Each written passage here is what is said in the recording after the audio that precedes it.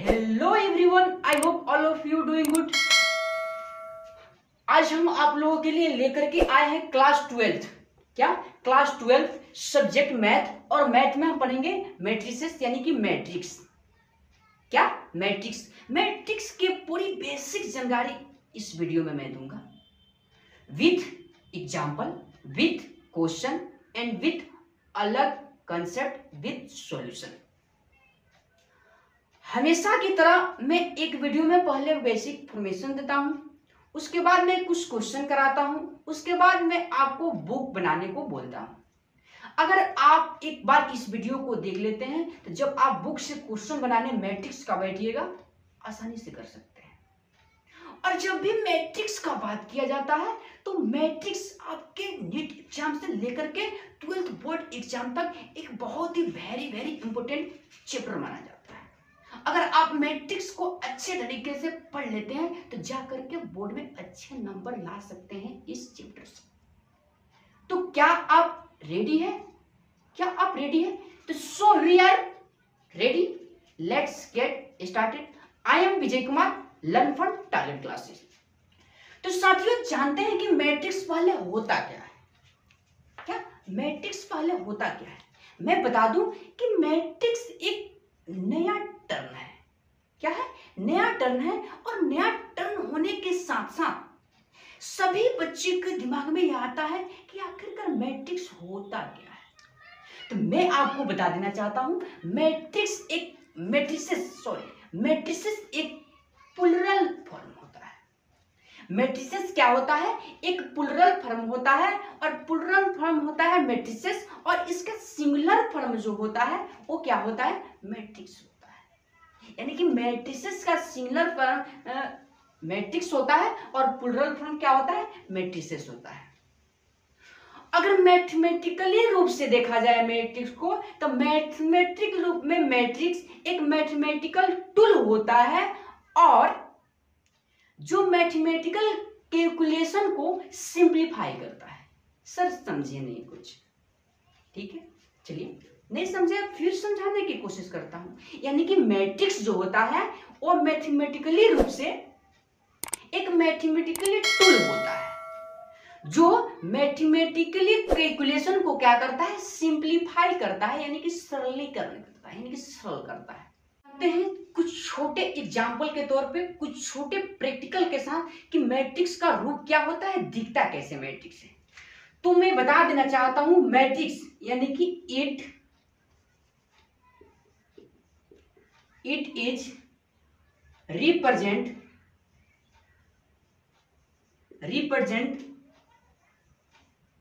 more to data is a calculation. Data is a calculation. यानी कि जो matrix होता है ना, वह रिप्रेजेंट किसको करता है? किसी डाटा को रिप्रेजेंट करता है, और किस रूप में? कैलकुलेशन के रूप में। किस रूप में? कैलकुलेशन के रूप में। यानी कि it is represent more to data is a calculation. यानी कि मैट्रिक्स किस रूप में रिप्रेजेंट करता है? एक डाटा के रूप में क्या करता है? रिप्रेजेंट करता है। जैसे एक एग्जांपल लेकर के हम समझाते हैं, प्रैक्टिकली करके दिखाते हैं कि मैट्रिक्स का रूप क्या होता है, मैट्रिक्स दिखता कैसे है। जैसे किसी क्लास में, मान लीजिए किसी क्लास में एक अनु नाम की लड़की है, एक अनु है, अमित है और अदिति है। ध्यान दीजिएगा, मान लीजिए अनु के पास कुछ एप्पल है और कुछ ऑरेंज है। क्या है? कुछ ऑरेंज है। मान लेते हैं अनु के पास 2 एप्पल और 3 ऑरेंज है। इसी तरह अमित के पास 3 एप्पल और 2 ऑरेंज है, और अदिति के पास 4 एप्पल और 5 ऑरेंज है। क्या है?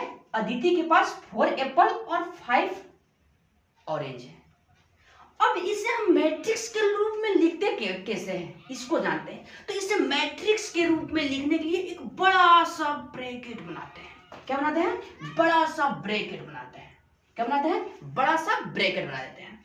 और इसमें का प्रत्येक जो एलिमेंट है क्या है, प्रत्येक एलिमेंट है इस बॉक्स में रख देते हैं, इस बॉक्स में रख देते हैं। तो यहाँ पर एक बात बताइए, यहाँ पर हॉरिजेंटल इसे क्या बोलते हैं, यानी कि इस वाले लाइन को क्या बोलेंगे, हॉरिजेंटल लाइन। क्या बोलेंगे, हॉरिजेंटल लाइन। और इस वाले लाइन को क्या बोलेंगे, वर्टिकुलर लाइन। क्या बोलेंगे, वर्टिकुलर लाइन।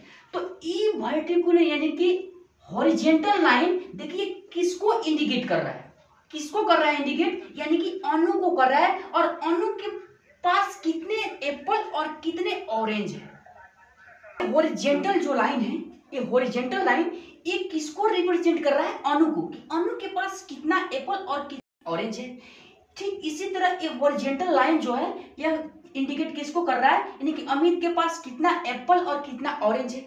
और ये जो वर्टिकुलर लाइन है, ऐसे करके वर्टिकुलर लाइन है, ये किसको रिप्रेजेंट कर रहा है, कि यहाँ पर एप्पल और ऑरेंज की संख्या कितना है।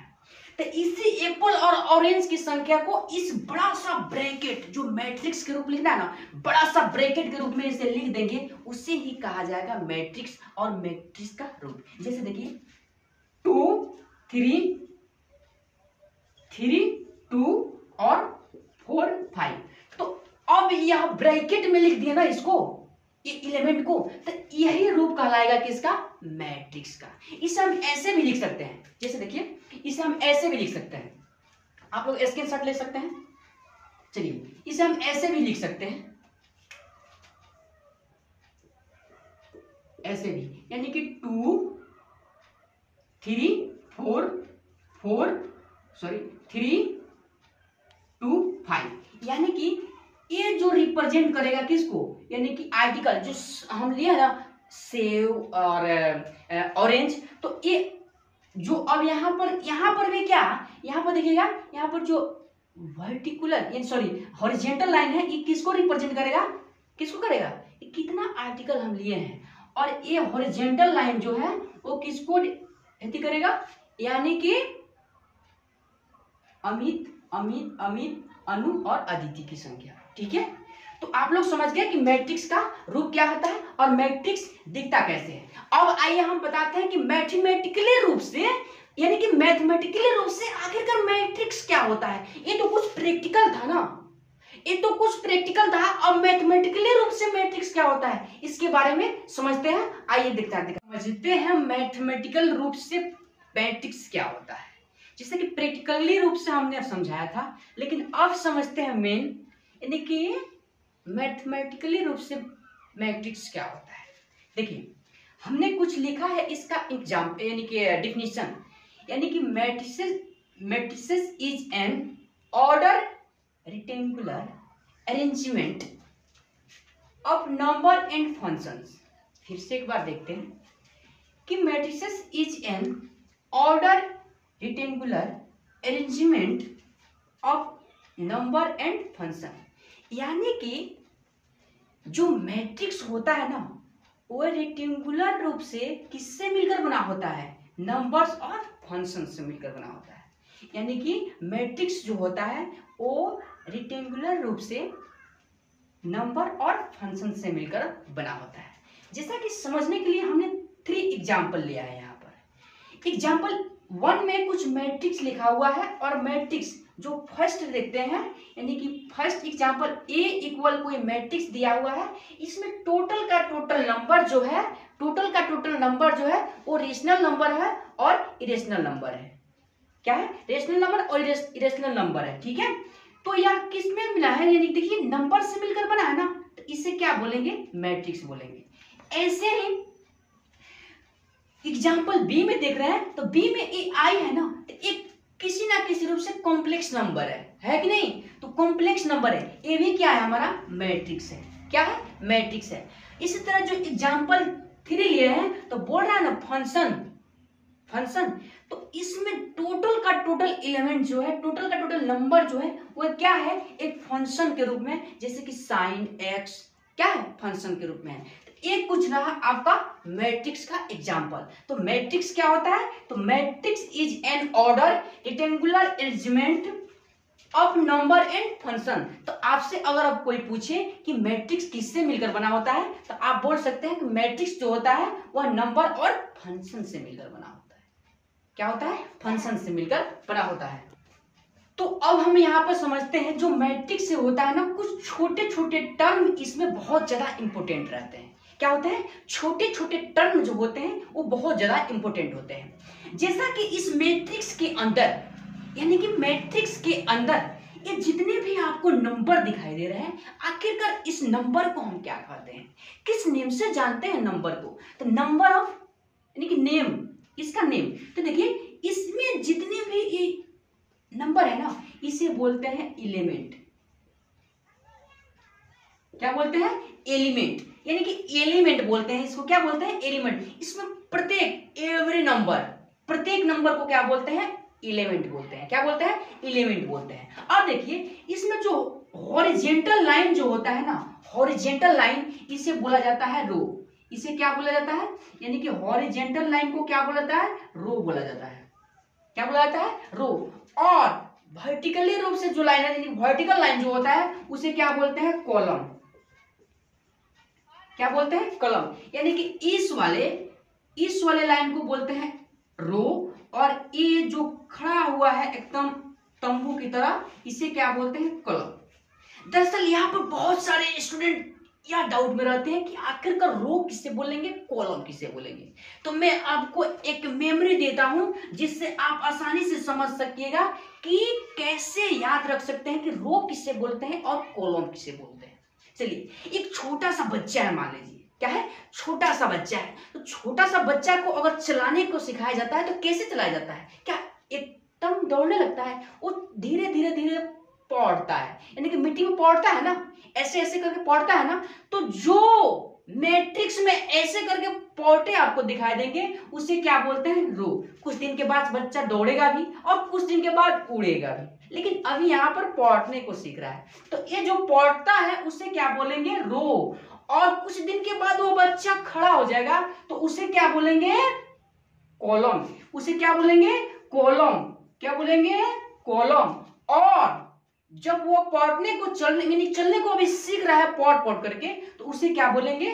रो बोलेंगे। समझ रहे हैं? रो बोलेंगे। अब समझते हैं, इसके बाद आता है कि ऑर्डर ऑफ मैट्रिक्स, यानी कि मैट्रिक्स का जो कोटि होता है वो कोटि क्या होता है, यानी कि ऑर्डर कैसे ज्ञात करते हैं, ऑर्डर कैसे लिखते हैं। चलिए देखते हैं कि हमारा ऑर्डर ऑफ मैट्रिक्स होता क्या है, यानी कि अवयव की कोटि क्या होता है। हम ऑर्डर, यानी कि किसी मैट्रिक्स के ऑर्डर को m क्रॉस n के रूप में लिखते हैं, या m बाई n भी इसे बोला जाता है। क्या बोला जाता है? m क्रॉस n भी बोला जाता है और m क्रॉस n भी बोला जाता है। अब मैं आपको यहाँ पर समझा देना चाहता हूं कि m जो होता है वह रो होता है। क्या होता है? रो होता है। और n जो होता है वह नंबर ऑफ, यानी कि नंबर ऑफ कॉलम होता है, यानी कि नंबर ऑफ कॉलम होता है। यानी कि n इंडिकेट करता है कॉलम को और m इंडिकेट करता है किसको? रो को। किसको? रो को। तो हम किसी भी मैट्रिक्स के ऑर्डर को किस रूप में लिखते हैं? तो m क्रॉस n और m क्रॉस n, जिसे आप m बाई n भी बोल सकते हैं। जैसे हमने एक एग्जांपल लिया है कि यह एक प्रकार का मैट्रिक्स है जिसमें इसका पहला अवयव, यानी कि पहला एलिमेंट A11 है, A12 है, A13 है, A21 है, A22 है, A23 है, A31 है, A32 है, A33 है। यह जो है A11, A12, ये क्या है? ये क्या है? तो मैं बता दूं कि यह जो है ना, यह A13 यही बताता है कि जो A जो है ना, यह किस रो और किस कॉलम का एलिमेंट है। जैसे ये पहला वाला जो होता है ना, इसे I बोलते हैं, इसे J बोलते हैं। तो I जो होता है ना वो क्या होता है? M, यानी कि M को हम क्या बोलते हैं? रो। क्या बोलते हैं? रो। तो I इंडिकेट करता है M को और M को ही हम क्या बोलते हैं? रो बोलते हैं। तो यही बताता है ये 11 कि यह जो A है यह किस रो और किस कॉलम का एलिमेंट है। तो हम देख रहे हैं कि A12 जो है ये फर्स्ट रो और सेकेंड कॉलम का एलिमेंट कौन है? A12। क्या है? A1 2। तो हम किसी भी मैट्रिक्स को अगर उसका ऑर्डर लिखना हो तो ऑर्डर को किस रूप में लिखते हैं, यानी कि m क्रॉस n के रूप में लिखते हैं। हर हाल में m को पहले लिखते हैं और n को बाद में लिखते हैं। इसी तरह लिखा जाता है किसी मैट्रिक्स के ऑर्डर को। जैसे मैं आप लोगों को प्रैक्टिकली समझाऊं तो यहाँ पर क्लास चल रहा है ना। अब क्लास में सभी बच्चे, सभी स्टूडेंट बेंच पर बैठे हुए हैं। तो बैठे यानी कि जो ऐसे करके वो अपना बैग रखे हुए हैं उससे क्या बोलेंगे, यानी कि रो बोलेंगे। क्या बोलेंगे, रो बोलेंगे। और एक एक करके पीछे जो बैठे हैं, यानी कि एक एक करके ऐसे पीछे बैठे हैं, उसे क्या बोलेंगे, उसे कॉलम बोलेंगे। क्या बोलेंगे, कॉलम। ऐसे सीधा बैठे जाता है ना, और ऐसे बैग करके उस बेंच पे लिखते हैं ना हम, तो इस ऐसे करके जो बैठे हैं ना, ऐसे करके अपने बैग रखे, तो उसे ही हम बोलेंगे क्या, एम। एम बोले तो यानी कि रो बोलेंगे। क्या बोलेंगे, रो। और रो ही सबसे फर्स्ट में आता है, तब क्रॉस में लास्ट में लिखते हैं कैसे, एन को। एन क्या होता है, यानी कि कॉलम होता है। ठीक है। अब देखिए एक एग्जांपल ले लेते हैं हम, मान लीजिए यहाँ 2 5 6 3 2 9। और भी एक और एग्जांपल ले लेते हैं, A = 2 9 6 4 2 6 2 1 1 1। अगर मैं आपसे पूछूं कि इस मैट्रिक्स का कोटि क्या है, यानी कि ऑर्डर क्या है, यानी कि ऑर्डर ऑफ मैट्रिक्स ए, एक मैट्रिक्स का ऑर्डर क्या है, तो आप लोग काउंट कीजिएगा इसमें कितना रो है। तो 1 और 2, तो यहाँ पर क्या हो जाएगा, 2 हो जाएगा ना। और इसमें कॉलम की संख्या कितना है, कि नंबर ऑफ कॉलम, तो नंबर कॉलम कितना है, 1 2 3, यानी कि C1 C2 और C3। तो यहाँ पर कितना हो जाएगा, 3। तो आप बोल सकते हैं कि ये जो ए मैट्रिक्स जो दिया हुआ है वह 2 क्रॉस 3 का मैट्रिक्स है, यानी कि 2 क्रॉस 3 ऑर्डर का मैट्रिक्स है। समझ गए। इसी तरह इसको अगर देखा जाए तो इसमें कितना रो है, तो इसमें 3 रो है और 3 क्या है, कॉलम है। तो यह किस ऑर्डर का मैट्रिक्स कहलाएगा, 3 क्रॉस 3 का कहलाएगा। क्या कहलाएगा, 3 क्रॉस 3 का कहलाएगा। अब जानते हैं कि जर्नल फॉर्म में मैट्रिक्स का क्या इंफॉर्मेशन होता है, यानी कि जर्नल फॉर्म में मैट्रिक्स क्या होता है उसको जान लेते हैं।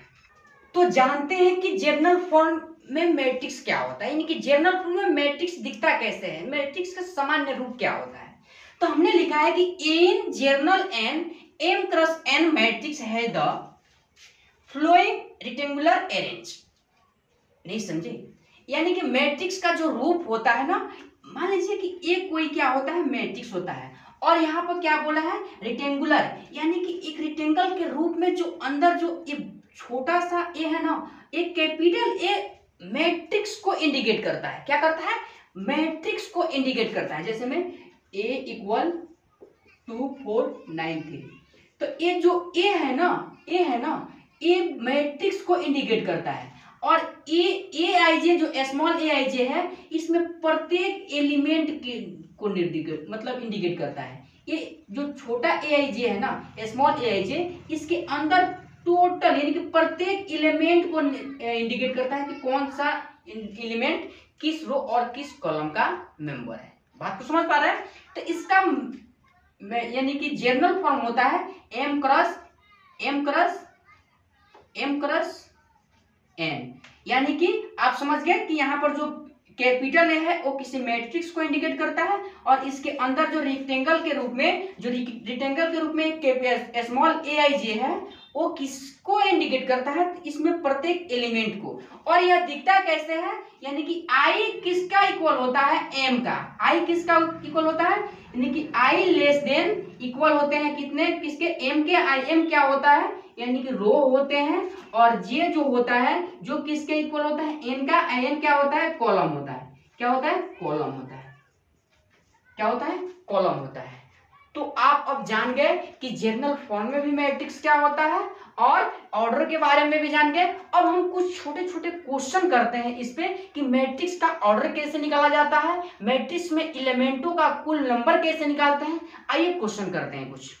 जैसा कि इस क्वेश्चन में एक मैट्रिक्स दिया है और मैट्रिक्स में 3 क्वेश्चन पूछा है, 3 क्वेश्चन हमसे पूछा है कि इस मैट्रिक्स का ऑर्डर कैसे निकालते हैं, यानी कि कोटि कैसे निकालते हैं, इस ऑर्डर के एलिमेंट यानी कि टोटल एलिमेंटों की संख्या कैसे निकाल सकते हैं, कि इसमें कितने एलिमेंट है टोटल, और right the element A3 A32 और A13 को लिख देना है। तो चलिए पहले जानते हैं कि किसी भी मैट्रिक्स के ऑर्डर को कैसे लिखते हैं, यानी कि ऑर्डर को कैसे लिखते हैं। तो हमने बताया था कि मैट्रिक्स के ऑर्डर ऐसे लिखा जाता है, यानी कि कोई matrix A11, A12, A21, A22 यानी कि किसी भी रूप में दिया हो तो हम देखते हैं उसका ऑर्डर लिखने के लिए कि इसमें रो की संख्या कितना है और n की संख्या, कॉलम की संख्या कितना है, जिसे हम m क्रॉस n के रूप में लिखते हैं ना। तो पहला क्वेश्चन का सॉल्व डालते हैं, यानी कि पहला क्वेश्चन बताते हैं कि अगर इसका लिखना हो क्या ऑर्डर, यानी कि इस मैट्रिक्स का ऑर्डर लिखना हो तो ऑर्डर क्या होता है, इसमें कितने रो है और कितने कॉलम है, बस क्रॉस में लिख देंगे तो उसे क्या कहलाया जाएगा, इस मैट्रिक्स का ऑर्डर कहलाएगा। तो पहला का सॉल्व डालते हैं, आप बुक से भी बनाइएगा, बुक से भी प्रैक्टिकल कीजिएगा। अब देखिए तो इसमें रो कितना है, तो रो कितना है, यानी कि ऑर्डर को लिखते कैसे हैं, m क्रॉस n के रूप में लिखते हैं ना। तो इसमें देखिए m क्या होता है, रो, तो रो का संख्या कितना है, नंबर 1, यानी कि R1, R2 और R3। तो इसमें टोटल रो यानी कि टोटल रो कितना हो गया 3, अक्रस का क्रस, इसमें कॉलम कितना हो गया 1, 2, 3। तो आप बोल सकते हैं कि पहला क्वेश्चन का जो ऑर्डर होगा, यानी कि किस ऑर्डर का मैट्रिक्स है, तो 3 क्रॉस 3 यानी कि 3 क्रॉस 3 का मैट्रिक्स है। इसी तरह दूसरा क्वेश्चन हमसे पूछ रहा है कि द नंबर ऑफ एलिमेंट, यानी कि द नंबर ऑफ एलिमेंट, यानी कि इस मैट्रिक्स में कुल कितने एलिमेंट हैं, कुल कितने एलिमेंट हैं। तो एलिमेंट निकालने का फॉर्मूला क्या होता है कि m क्रॉस n, जितना m होता है उतना m में और n से मल्टीपल कर देते हैं तो क्या निकल जाता है, हमारा एलिमेंट की संख्या निकल जाता है। यहाँ पर m क्या है, इस मैट्रिक्स का यानी कि रो की संख्या मल्टीपल कॉलम की संख्या, तो कॉलम की संख्या भी कितना है 3, तो 3 क्रॉस 3 यानी कि 3 मल्टीपल 3 कितना हो गया 9। तो टोटल एलिमेंट